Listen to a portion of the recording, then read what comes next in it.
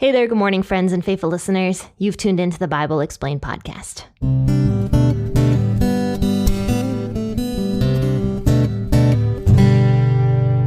So I have a really special guest on the podcast today. This is probably the most special guest I've ever had and ever will have at any point in time. This is also the handsomest man I've ever seen on the planet, and he's making a face right now. This is the one and only Garett. This is my husband. Hi, Garett. Hello. Happy to be on. Yes. Yeah, he looks real happy to be on. I had to drag him in here. He did not want to do this episode. He still doesn't want to do the episode. He looks uncomfortable. So we'll just get right into the episode. We're going to be talking about 1 Corinthians 7, 1 through 11 today. And as we get into this episode, I'm sure you guys will be able to see why I wanted my husband on this particular podcast episode, because I think he's going to have a lot of good insight. And this one is talking specifically about marriage. So let's get into this. I'll be reading out the WEB as I always do.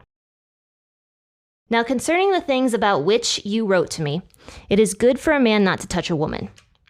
But because of sexual immoralities, let each man have his own wife, and let each woman have her own husband. Let the husband give his wife the affection owed to her, and likewise also the wife her husband. The wife doesn't have authority over her own body, but the husband. Likewise also the husband doesn't have authority over his own body, but the wife. Don't deprive one another, unless it is by consent for a season, that you may give yourselves to fasting and prayer, and may be together again, that Satan doesn't tempt you because of your lack of self-control. But this I say by way of concession and not of commandment. Yet I wish that all men were like me. However, each man has his own gift from God, one of this kind and another of that kind. But I say to the unmarried and to the widows, it is good for them if they remain even as I am. But if they don't have self-control, let them marry. For it's better to marry than to burn. But to the marry I command, not I but the Lord, that the wife not leave her husband. But if she departs, let her remain unmarried, or else be reconciled to her husband, and that the husband not leave his wife. All right, Garett, so obviously you are married, and you have a perspective on what we just discussed. So what do you think the overall picture is that Paul's trying to convey here? So I think that Paul is really talking to men and women of Corinth at the time on what the sexuality that God designs is. And if we look back at the previous passages out of 1 Corinthians 6, which if you're not following along every day, you should be, that there we see referencing to Genesis. Two will become one flesh. Mm-hmm. And your body is a temple, and it's not yours. It's God's temple. So your body is not yours. And then Paul goes on to elaborate that it being God's, his design for your body is to be given to your spouse, or as Paul lays out in this, celibate. So sex is for marriage. And if you are not married, then there's no place for sex in your life. And that's God's design for his temple, your body. Yeah, and that's probably a really hard statement, what you just said. I'm sure that a lot of people will take that and be like, what? Sex can only be in marriage, and if I'm not married, I have no place for sex. So how would you respond to somebody that said that to you? Like, how dare you say something like that? Well, my response would be, first and foremost, my authority is the Bible, and so I'm going to take what it says. I believe in its inerrancy. But that next step is that I also believe that my body is designed for something. And it's passages like this and passages out of the Old Testament that teach me that design is not for my gratification, but for the gratification of my wife. And if I'm not married, then there is no sexual gratification that's necessary. That's not the design. So you're saying that sex is more of a serving kind of role? That's exactly what this passage outlines. Okay. So that's an interesting perspective that I think a lot of people don't realize, is that I think most people think of sex as something that is gratifying to themselves and not something that should be done as like a serving kind of attitude towards the other person. Absolutely. I mean, we see in the world today that everything is taught to do your thing, focus on you. I need to grow myself. I need to focus on myself. But we can see Paul here laying out the more difficult path, which he even says in here is celibacy. That's the difficult path. He says he wishes that more people could live that way, but he understands that desires will overcome us. But when he spells out the other design for our sex, which is in marriage, he says in verse 5, do not deprive one another. He actually shows the importance of it. It's not just that we should avoid it. It's not a dirty thing. It's a blessing that God has given us. But it's a blessing if used in the correct context.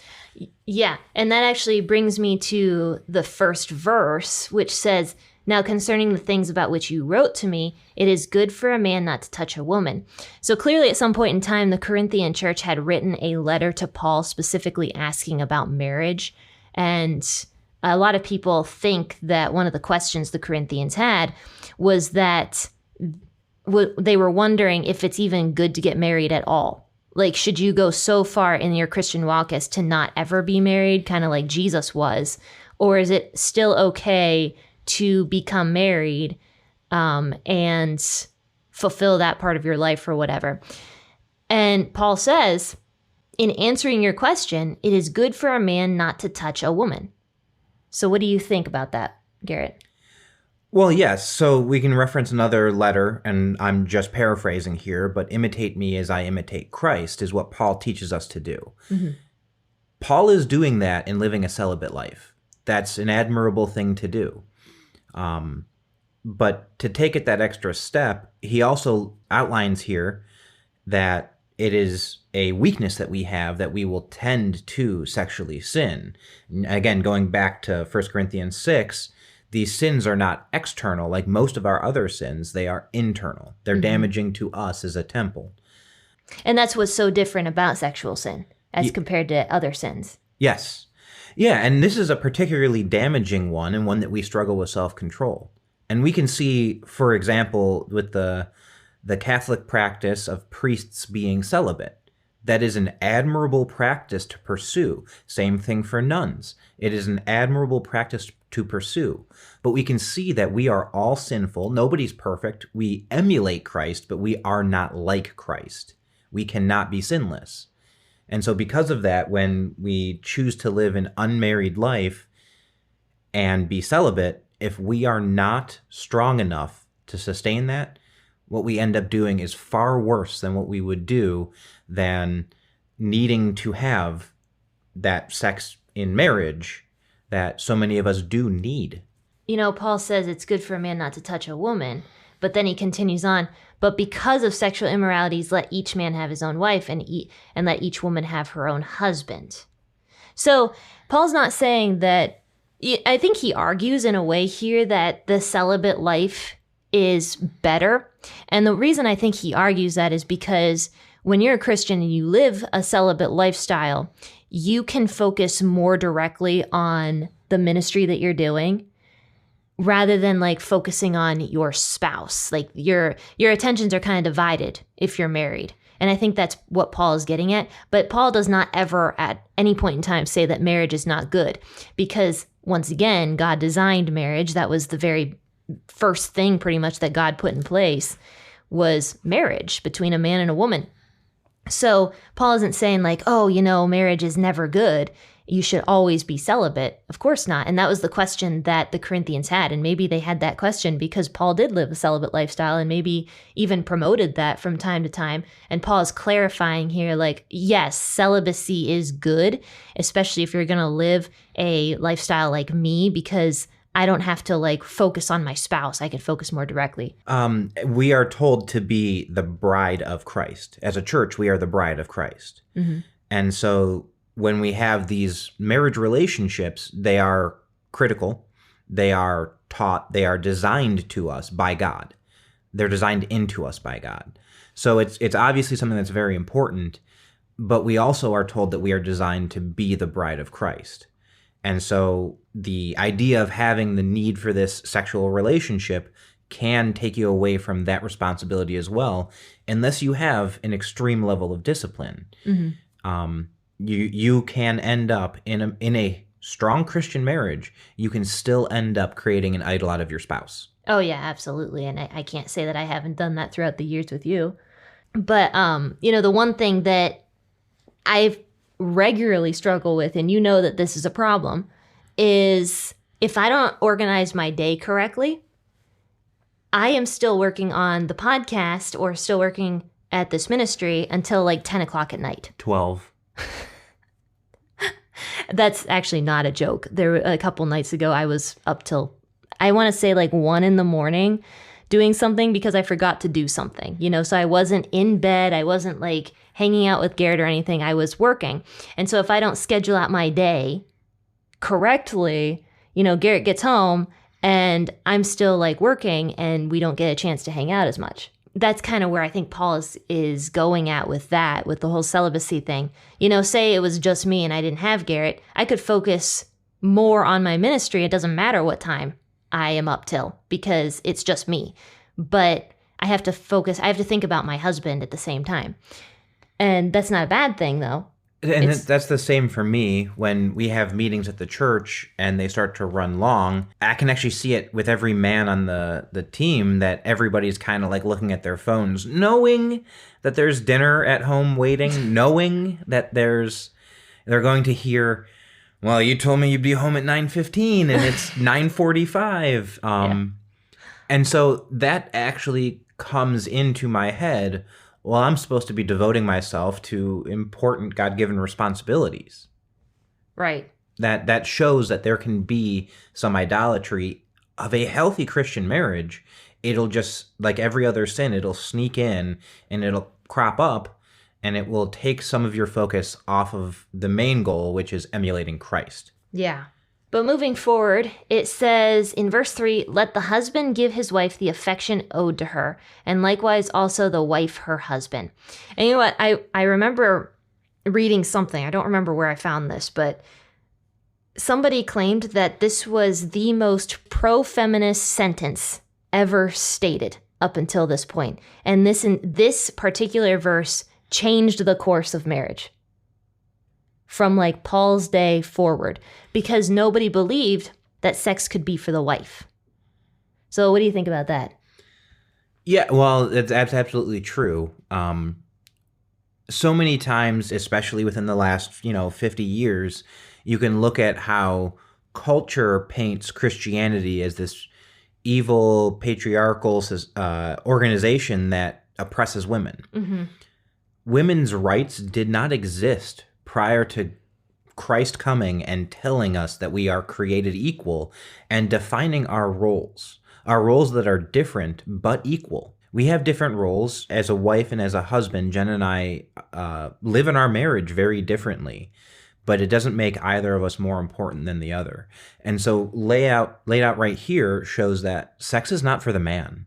Sex is for you as the spouse, male or female, to give to your spouse. Mm-hmm. As a man, you have a marital duty. That's what it says in the CSB, to your wife. And as a woman, you have a marital duty to your husband. Yeah. That is very clear. And I'm sorry, the CSB, just to clarify, is the Christian Standard Bible, which is what my husband's reading. But what does it say in your Bible? Real quick, so you can clarify that. A husband should fulfill his marital duty to his wife, and likewise a wife to her husband. So, this verse, you can look at the rights that women have gotten over time, and I'm not talking over the last 50 years because it's inconsequential over the last several thousand. Mm-hmm. But here is a point where Paul is writing a letter telling a large church that it is not just the woman's duty to the man, but the man has a marital duty as well. Mm-hmm.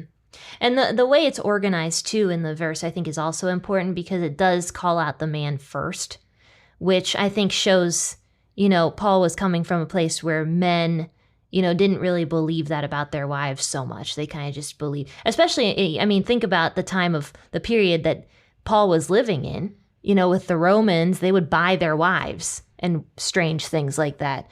This is timeless. Yeah, and I think one of the big things about this is not to pull this verse out of context. So we can see that the woman does not have authority over her own body, and the man does not have authority over his own body, but the wife does. But this does not tell us that we should abuse our spouse, because 4 does not apply in our Christian lives unless verse 3 does as well, in which our bodies are for the other one's pleasure. We are supposed to fulfill our marital duties, and so if my body is not mine, but my responsibility is, then both 3 and 4 tie together so importantly. Can you explain that? If your body's not yours, but your responsibility is, can you explain that? Well, I have a responsibility with my body for my wife. That's my responsibility. And so where my body is not mine, it belongs to my wife. I do have a responsibility to my wife. And so that's the really important thing, is that I'm following both verses 3 and 4. We added these numbers in, God didn't. So we need to be careful when we're going through that we are always referencing the verses around and we're getting context. Because if you were to just pull this and print it on a piece of paper, it can mean something very different if you put just verse 4 or verses 3 and 4. That's true. And to put it together, it says, verses 3 and 4, let the husband give his wife the affection owed to her, and likewise also the wife her husband. The wife doesn't have authority over her own body, but the husband, and likewise also the husband doesn't have authority over his own body, but the wife. So yeah, all of that is talking about just being respectful to each other in marriage. I think that's kind of what it comes down to, is I respect my husband in a certain way, and he respects me in a certain way. And so if done the way Paul says it, can you imagine how much better marriage relationships would be? But unfortunately, it's not always done this way. But if it is done this way, you can see how good of a relationship that would be, that you're constantly focused on the pleasure of the other person and also focused on being respectful of the other person's body as well. Because, don't forget, as Christians, we are considered to be temples of the Holy Spirit. So being a temple and understanding that my husband is also a temple, I will treat my husband with the respect that is owed, because he also is housing the Holy Spirit. And so since all of our bodies are a temple, we have to have respect of that. Yeah, it's just very important that we are servants. And we are servants to God, and through obedience to God, we are servants to our spouses. And again, this is a revolutionary thing that would have changed women's rights in the world. And if you follow that forward, where Christianity spread, so did women's rights. Yes. And that might be a controversial statement. No kidding. Doesn't make it not true, but people don't like hearing that. Right, yeah. Because I would argue, a lot of women right now claim, women never really had rights in America up until a certain point. But I would say that women are worse off now than they were 100 years ago by a long shot. And the reason I say that is because women are depressed now. You can look at the statistics. Women are miserable. And that is because they aren't following the design that God put in place for them. And so you might be like, well, what about the women that are miserable also that are following God's design? Well, it's mutual.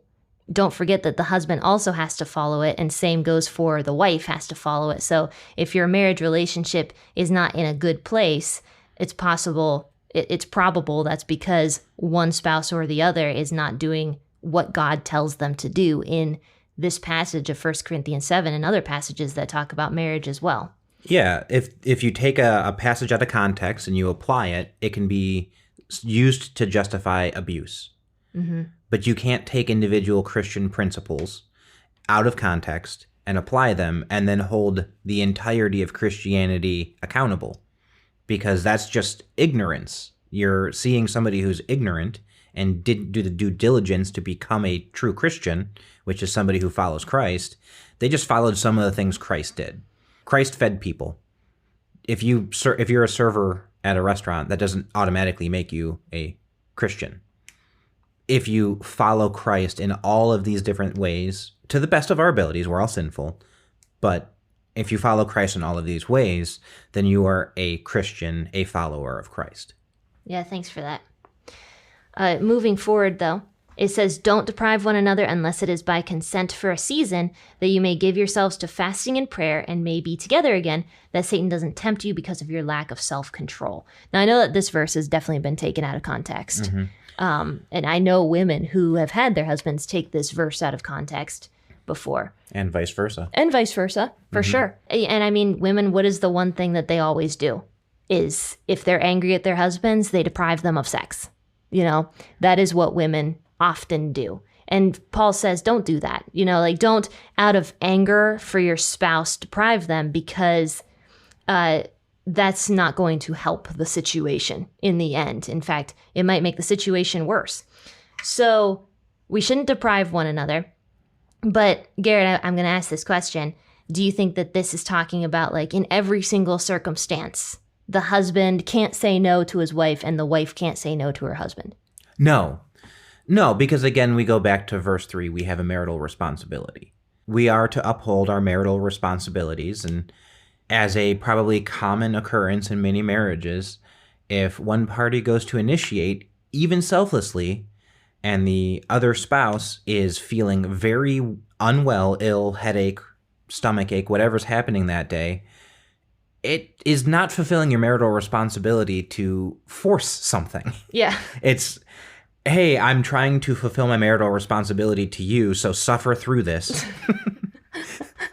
If we take these verses, commit them to our hearts, and then apply them in a way that's serving the other, it's very easy to see, oh, this is a bad day for you. And out of love, instead of me serving you sexually, I will instead get you an ice pack and some water because you have a headache. And that is just as much a service, just as much a marital responsibility.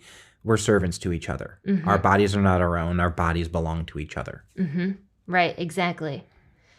It says you can deprive one another through consent, it says, so that you can, like, fast. So you can fast sex.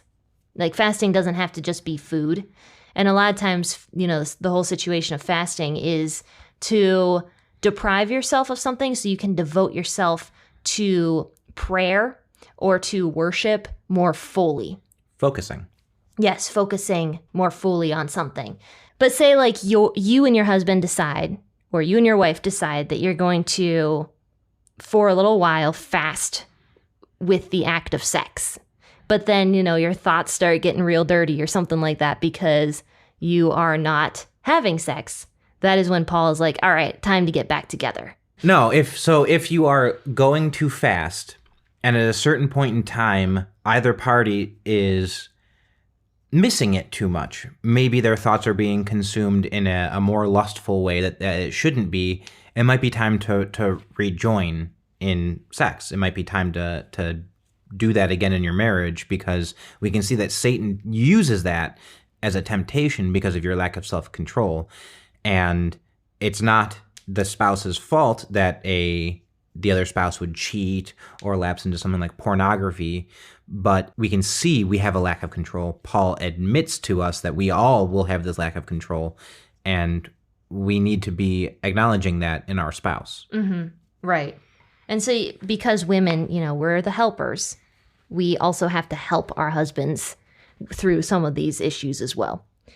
And vice versa. And vice versa. You know, like Garett, I would actually argue that Garett helped me more than I helped him in certain ways. Yeah, but moving on to verse 6, it says, I say this by way of concession, not of commandment. So Paul is admitting here, he's saying, you know, this is not a direct commandment from God.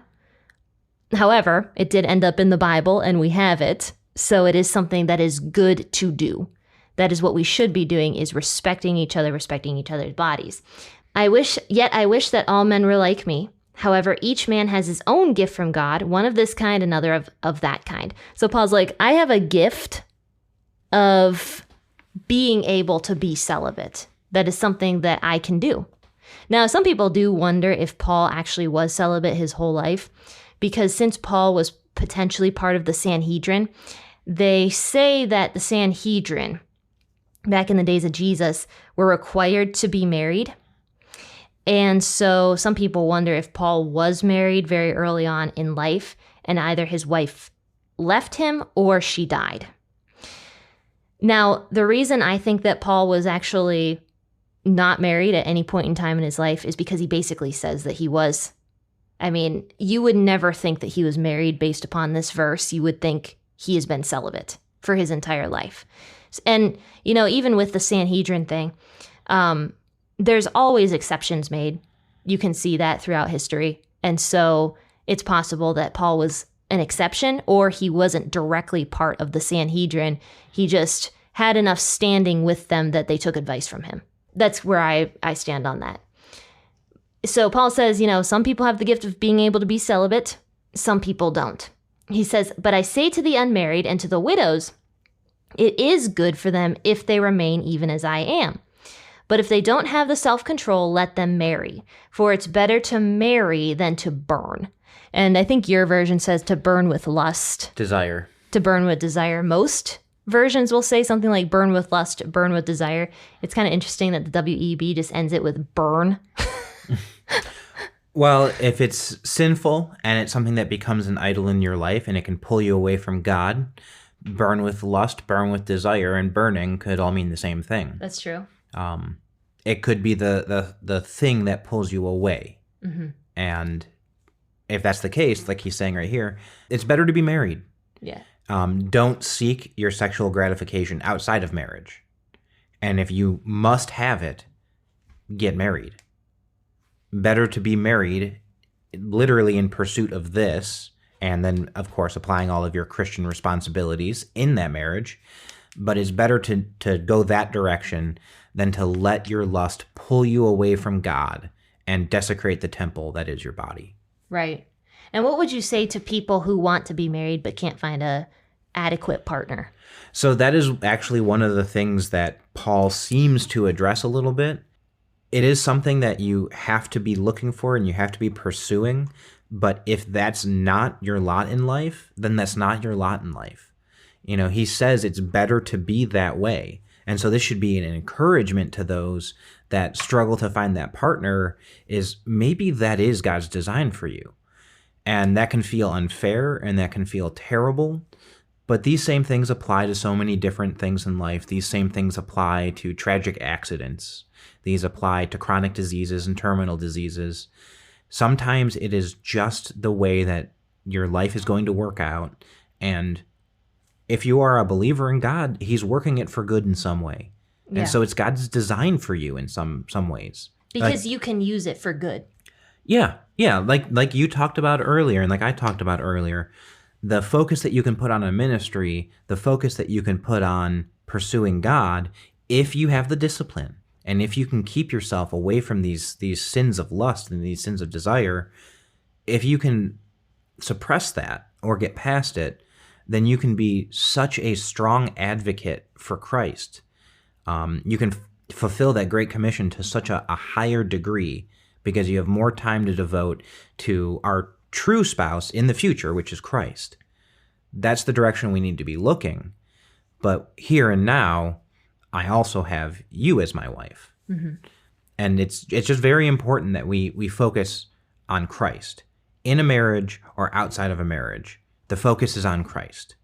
In a marriage, we have responsibilities to each other that are non-negotiable. Paul says this is a concession, not a commandment. We have plenty of commandments of how to be in marriage. So when we're in marriage to follow Christ, there is time that we have to focus away from Christ towards our spouse in pursuit of Christ, which is confusing, but I have a responsibility as a husband. Jen has a responsibility as a wife. And if we are exclusively going and serving in ministries, exclusively volunteering at church, we've neglected our spouse. And that is wrong, according to the word. Right. So you have to follow that line where Christ is at the center of your marriage, as well as at the top of your life.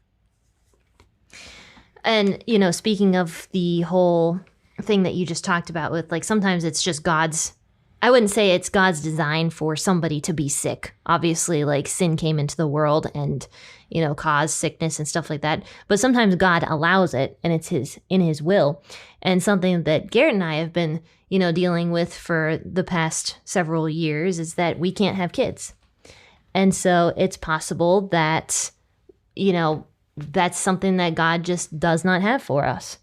When the majority of other people, when they get married, they will have kids. That's the majority.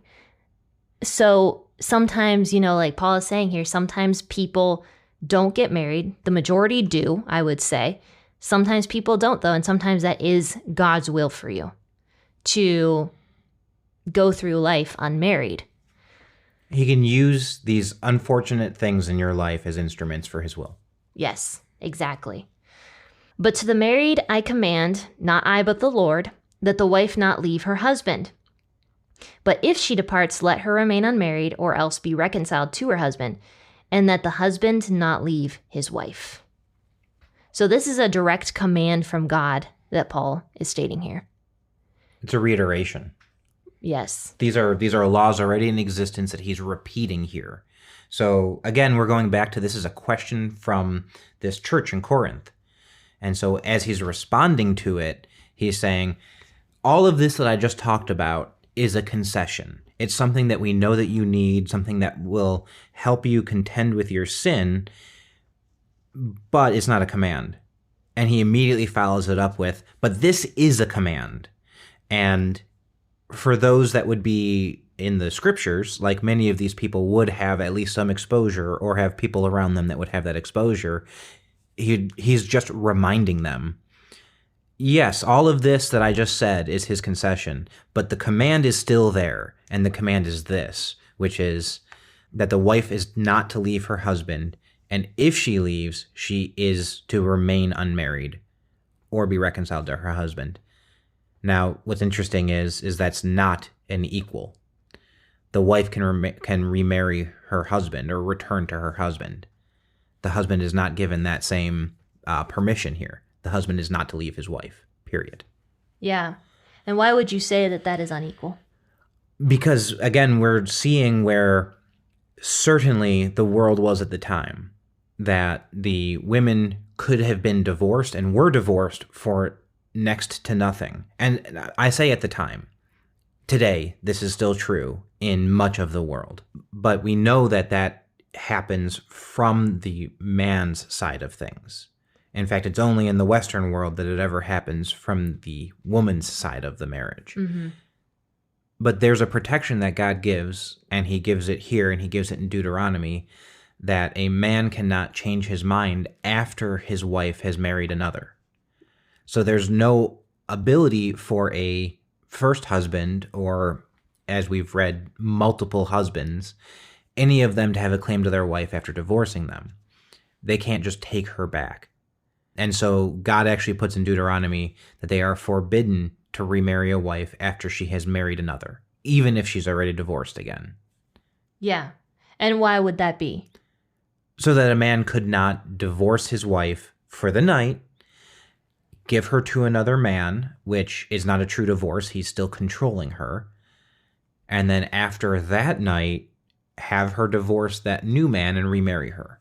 So it really gives a protection for women that abusive people across the world, and again, still today, could not give out their wives for any reason. It would have blocked that entirely from Deuteronomy forward in the nation of Israel. And here we see that Paul takes it a step farther, that the wife not leaves her husband, but if she departs, let her remain unmarried or be reconciled to her husband, and the husband not leave his wife. So that protection moves forward even a little bit more. You are not to leave your wife. Yeah. So that's from the male perspective, where Paul is saying specifically to the men, they can't even be separated from their wives. Except for adultery. That would be the one exception that the Bible always gives, is adultery in the male's perspective. But in the woman's perspective, Paul is saying that separation is sometimes necessary. In those cases, separation is necessary if you are in a dangerous situation. Like if your husband is violent or cruel or something like that, Paul does specifically say to women that they can be separated from their husband. But if she departs, let her remain unmarried or else be reconciled to her husband. But if she has to leave, she can go live somewhere else for a while and remain unmarried. And her husband then at that point, if his heart changes and he becomes like a new man, like say he becomes saved or something like that, and his life is changed, then the wife and the husband can get back together. And I've actually known people that has happened to. And it seems like it's something that's so unlikely because in the case of an abusive relationship, women fear to flee, to fear to get away from an abusive husband. But it's okay for her to call the police. That man may go to jail. In jail, that man may find God. And so over a period of time, the woman has left her husband. He is in jail. There is a separation there that is true. But Paul says the wife not leave her husband. If she departs, let her remain unmarried. Your husband goes to jail. You wait. Maybe he gets out of jail. He hasn't changed at all. And you don't go back to him, but you don't marry another. The last thing I would say is that Mike Winger did a really good video about, is it okay for a woman to divorce an abusive spouse biblically? And one of the things that he said, I thought this was really good. In fact, I can link the video in the description of the episode. He said that, yes, he believes that it is okay for a wife to divorce her husband in cases of serious abuse. God desires mercy and not sacrifice. And because God desires mercy, he wants us to be merciful towards other people as well. Now, what do you think about that, Garett? Do you agree with that? I'm not going to disagree with Mike Winger, because if he did a podcast episode on it, he did 400 hours of research beforehand. And you just sprung that on me in a podcast episode, the first one I'm on, out of 1 Corinthians 7. Yes. Yeah. So I don't have the hundreds of hours of research that I'm sure Mike Winger put into it. Yeah, I'm You're not going to comment. Okay. I will not comment on that. All right, that's fine. That's fine. Now, granted though, this is in extreme circumstances. This is not just like every little whim we divorce our husband or our wives over. And that is what Paul is saying here as well, is that we don't just, for the smallest little things, leave our husbands, leave our wives, something like that. This is in extreme circumstances that a wife would leave her husband. So, and this is for Christians. This is something for Christians to be applying to their lives, that if a woman gets a divorce, and say it might be whatever version of abuse or whatever she decides that she leaves her husband, she's not to remarry. That does not make second or third marriages after somebody has met Christ invalid, because that is a totally different application of rules to them, because they are not under Christ in that marriage. That is not a godly marriage. A godly marriage is a marriage done with Christ at the center. When these marriages happen and people get divorced and then they're born again, there's questions on what the validity is of that second marriage or whatever number marriage it might be. I don't have any question for the validity of that marriage, because the first marriage that you do that is as a Christian with Christ at the center, that's your marriage. Everything before that is as a sinful individual that does not yet know God. Yeah, thanks for qualifying that, Garett. And also thanks for coming on the podcast. I hope you didn't hate it as much as you thought you would. Oh, I didn't. So that means you're going to do one with me every week? I'm not going to do one every week, but I might come on again. Yay, I'm excited. All right, guys, this was my husband, Garett. So I hope you all enjoyed this episode and this perspective from a married couple doing a portion of scripture about marriage. And I hope that you guys were convicted by it or helped by it. And if you were, share it on your social media platforms. Tell people that the Bible Explained podcast exists. But I'll see you guys all on Wednesday, tomorrow, as we discuss an episode from 1 Kings. Happy listening, and God bless.